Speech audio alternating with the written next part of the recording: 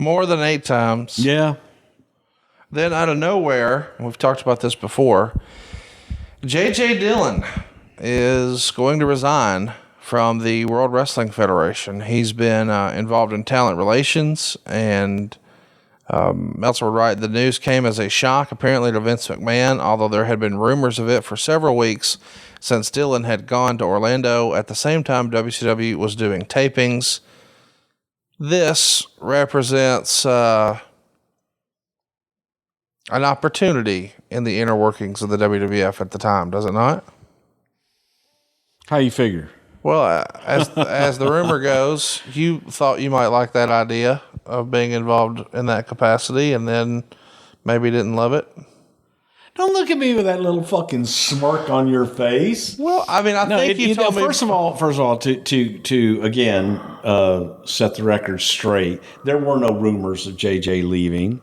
It was a total shock. It was a total shock. 100% total shock. It happened right before Shane's wedding, right? Yes. Yes.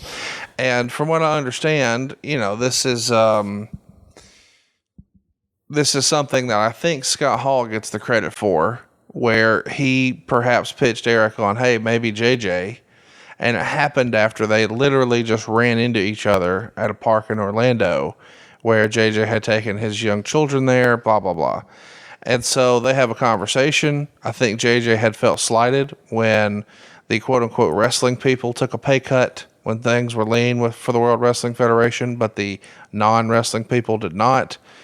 He had probably overextended himself on a mortgage and whatnot, and he was looking for an opportunity. Should have gone to save with Conrad. He should have gone to save with Conrad. I appreciate that. He was probably looking for an opportunity to just, man, let me get out of this because... And I don't think we can stress this enough. Being in talent relations, especially being the head of talent relations for a major wrestling company, is not going to make you the most favorite person of anyone in the organization, whether it's other office personnel and certainly not talent, because good news, but mostly bad news, comes from that person, right? Yeah, it's the most difficult job in the company, and in creative, and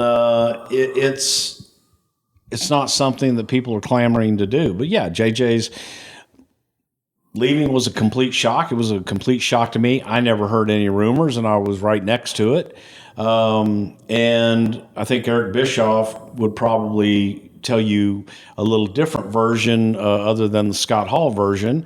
Maybe Scott Hall is the one that brought it to Eric, but it was after the fact, and it was along the lines of, hey, give this guy a job. He's got, twins, young kids, and so on and so forth. And that Eric didn't want to give him a job, and finally did. But it was a complete shock. Left a void in the company.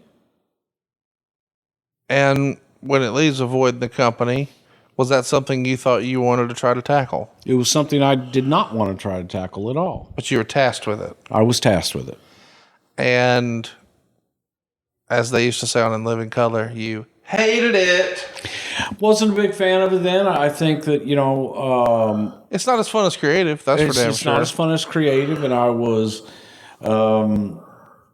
I didn't like being in the office all the time at that time. And, you're going back, 25 years or whatever it is. I was a completely different person, and I don't think that I had the discipline, nor did I have the wherewithal and want to do everything that was required to do that job properly. To me, I found it, just tedious, and I wasn't good at administrative things. So it wasn't something that appealed to me at all. I did it because I was asked to do it, and I did it.